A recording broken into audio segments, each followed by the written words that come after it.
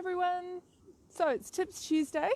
I talked about what histamine intolerance is last time.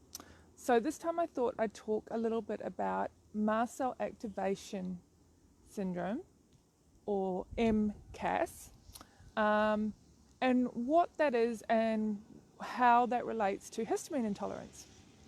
So my opinion of how they relate to each other is that they are one and the same on a continuum. So histamine intolerance in its purest form is that lack of DAO enzyme in the gut, and that comes up with some fairly simple symptoms. You may find heart palpitations after eating, you may get hives, a rash, flushing, some of those things. Now, at the other end of the spectrum is the Mast Cell Activation Syndrome.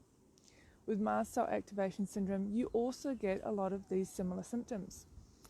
You get more of them, and you get them more often, and you get them more intensely. Now, I have Mast Cell Activation Syndrome, and I've just walked here to this park, and you can see there's a bit of a rash on my face, right? So some of that's from heat, exercise, but that's not bad. When I was at my worst, I was covered. I was bright red all over. If I had a shower, I would literally think I was going to die from the reaction. So often people with Mast Cell Activation Syndrome have more than histamine intolerance. They have reactions to heat and cold. If you have a shower, it's too hot, your body can't cool down. You end up with problems with the autonomic nervous system. And I'm going to talk more about the autonomic nervous system and the effects of our nervous system on histamine intolerance and mast cell activation later on. But basically, they are similar. They are on a similar spectrum. You start with simple gut issues and you work up to the mast cells in the body being hyperreactive or overreactive, which is why we call it Mast Cell Activation Syndrome. The mast cells in our body are everywhere, but they are particularly prevalent in our gastrointestinal system, in our skin, and in our lungs. Anywhere that is getting those oncoming onslaughts of the world hitting our body. So in our gut in particular, the mast cells sit within the gut wall. They're actually in the gut lumen waiting for food to come, waiting for bacteria, waiting to sense what's coming in. And when they sense what's coming in, they make a decision.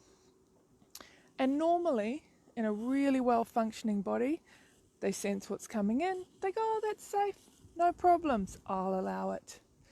With histamine intolerance and Mast Cell Activation Syndrome, things come into the body, like food, and the mast cell overreacts. The mast cell goes, I'm not happy about this, and it releases histamine.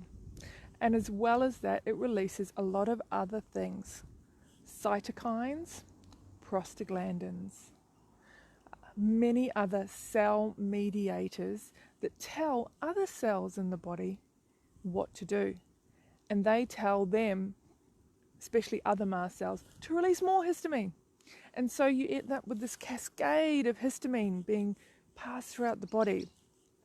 And at the lower end of histamine intolerance, we can resolve that quite quickly. We can add DAO enzymes, and you can actually, those enzymes will break down that histamine produced by the mast cells in the gut and from the bacteria, and it will resolve the symptoms quite quickly. At the far reaches of that, with Mast Cell Activation Syndrome, that won't work. And if you've been someone who's tried DAO enzymes and they haven't worked, you might be somewhere in the middle there. DAO enzymes will not help you at a gut level, but maybe you need some other things to help you at the mast cell level. So it's a real spectrum, a continuum, the same as we might think of autism spectrum, ranging from very, mild symptoms to people who are severely disabled. It's the same theory that I'm working on here, and quite a few other people in the community have similar ideas. And the basics of it is that you may have one, you may not have one.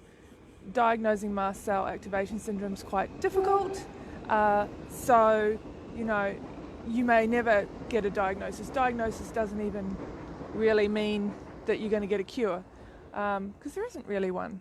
The one that there is much more complex than a simple pill. It's a lifestyle change. Diet's the first part of it, and there's a lot more to come. So I'm going to get back on here and talk a little bit more about some of the lifestyle change things as well next week.